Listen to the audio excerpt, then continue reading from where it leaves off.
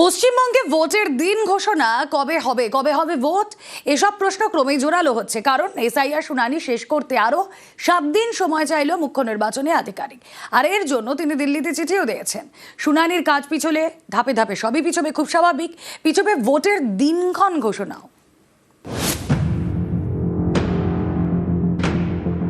ভোটের দিন কবে ঘোষণা করবে নির্বাচন কমিশন, কবে হবে ভোট, এইসব প্রশ্ন উঠছে। কারণ শনিবার নির্দিষ্ট সময়ের মধ্যে এসআইআর শুনানির কাজ শেষ করতে পারেনি কমিশন। তাই শুনানির জন্য আরও 7 দিন সময় চেয়ে দিল্লিতে চিঠি দিয়েছেন মুখ্য নির্বাচনী আধিকারিক। সিইও দপ্তর চায় শুনানির সময়সীমা বাড়ানো হোক 14 ফেব্রুয়ারি পর্যন্ত। খসড়া তালিকা বেরোনোর পর যুক্তিগ্রাহ্য তথ্য বিভ্রাটের তালিকা ধরে ভোটারদের হিয়ারিংয়ে ডাকছে নির্বাচন কমিশন। এই তালিকায় নাম রয়েছে প্রায় 1 কোটি ভোটারের। রোজই রাজ্যের নানা প্রান্তে শুনানি কেন্দ্রে দীর্ঘ লাইন। এই পরিস্থিতিতে সংশয় দেখা দেয় আদৌ শুনানি সময় শেষ হবে কিনা।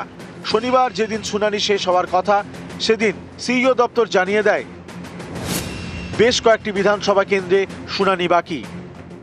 তাই শুনানির জন্য আরও 7 দিন সময় চাই সিইও দপ্তর।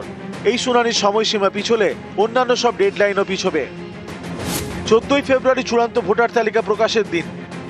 শুনানিতে বাড়তি সময় লাগলে চূড়ান্ত ভোটার তালিকা প্রকাশ করতেও দেরি হবে। তেমনটা হলে দেরি ভোটের দিন ঘোষণাতেও। এক্ষেত্রে কোনো ভোট শুরু থেকে ঘোষণা থেকে তা সম্পূর্ণ করা পর্যন্ত সর্বোচ্চ 45 দিন প্রয়োজন।